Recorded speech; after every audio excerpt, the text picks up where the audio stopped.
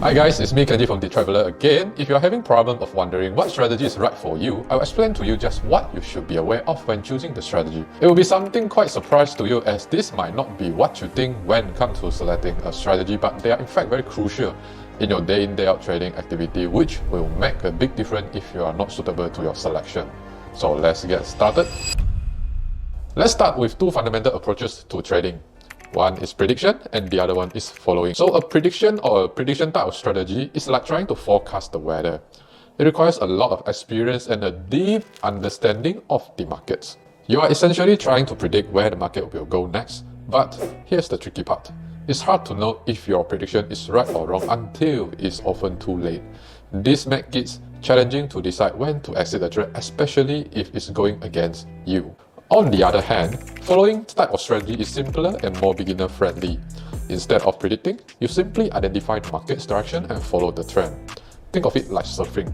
You ride the wave in the direction it's going. If you are just starting out, I recommend beginning with a following strategy. This doesn't mean that you can't try prediction type strategy, but if you do, start with a small amount of capital, keep it low risk while you build your skill. So what are the common indicators for both types of strategies? For the following type of strategies, indicators like moving average, trend lines, and MACD line following are your best friends. They help you identify and follow trends. For prediction type of strategy, you often use support and resistance level, divergence patterns like candle strength or RSI divergence, or even the MACD divergence play. These two help you anticipate potential market reversals. So in general, a following strategy is an easy strategy compared to a predicting strategy. And if you feel like want to try out with the prediction type of strategy, a better way is to use some demo account or small fund to try with this type of strategy. Who knows, you can get a click with one of them and it becomes your edge. But if after you have tried a few already and you find that you couldn't make it, just stick back to following type of strategy. The next aspect to consider when choosing your strategy is the time frame. Time frame is a crucial factor in trading. It can determine how much time you need to spend monitoring the markets and how quickly you can expect results. For higher time frames like daily or weekly chart, they are the easiest to manage. They don't require you to be glued to the screen all day. You can check the market once every few hours or even once a day. The window of opportunity is much longer, and it gives you plenty of time to make decisions and your execution of trade. However, the growth in your account might be slower compared to lower time frame, because usually in higher time frame, the trade opportunity occurs maybe once a few months or maybe few weeks. And in lower time frames, such as 5-minute or 15-minute charts, it is much more demanding. They require a lot of screen time and constant attention because the markets moves quickly. However, the upside is that as this time frame, they can compound the profit faster than the higher time frame and potentially growing your account quicker. Something to note is that in low time frame, price action behavior is much more erratic and random compared to higher time frame. The advantage of compounding profit fast in low time frame comes with quite a huge price. And for a beginner, I recommend starting with higher time frame first. Once you are comfortable with it, you can slowly experiment your way with the lower time frames play.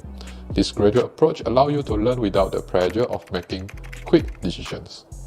Again, something to note about the time frame is that your available time and attention are key to determining which time frame suits you the best.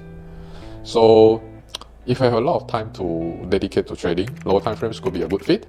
This time frame has a lot of movement, and being present allows you to catch those important signals and trends. And for those of you who is having a full-time job, day job, a higher time frames is much more suitable for you. You won't miss out on crucial information because this time frame moves slower and giving you ample time to react.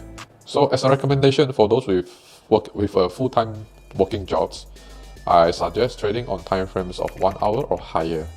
And for those of you who, if you have a good amount of free time daily, you can explore lower time frame below 1 hour time frames. The next aspect in choosing your strategy is regarding the easy type of strategy or complex strategy. There are strategies out there solely rely on one information only for their judgment and decision, and there are also strategies that rely on multiple information for judgment and decisions.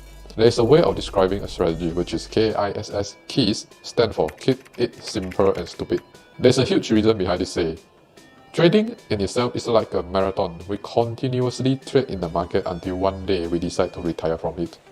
If our strategy is something complex, imagine how hard it would be for us to do it in a daily manner. Hence, it is always good to select or trade with a strategy that has simple conditions for entry and exit, especially for manual trader.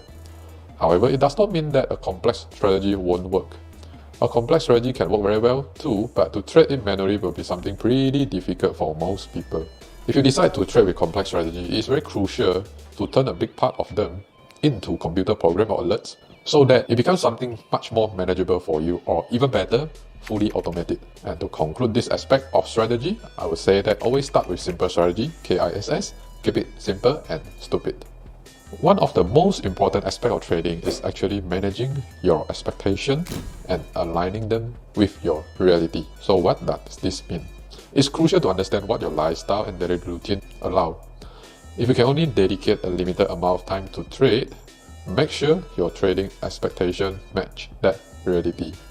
This means choosing a time frame and strategy that you can realistically manage. If your expectations are too high or unrealistic given your situations, you'll likely experience frustration and conflict both with the market and yourself and the strategy. For example, expecting to make quick profits on high time frame might lead to disappointment as goof move in the high time frame occur once a long while. The key here is to find a balance between what you want and what you can realistically achieve. This balance will help you stay consistent and make better trading decisions over time. And now we come to the most important part of aspect about selecting a strategy to myself, which is to know whether a strategy is right for you or not. We need to go through what we have gone through all the point before that, but ultimately there's a factor to check it whether you are compatible with the strategy that you have chosen, and that is your feeling. Yes, feeling.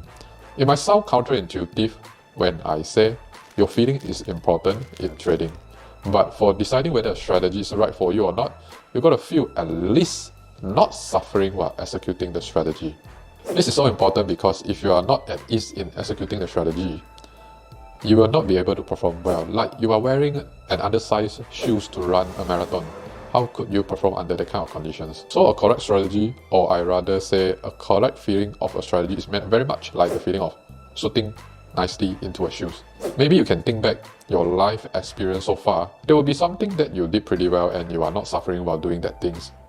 It could be pretty tiring when doing that things which couldn't be avoided, but you don't feel suffering, or sometimes you even enjoy that kind of tiring or pain of doing that things. This is the type of feeling you can use to judge how well a strategy suits you.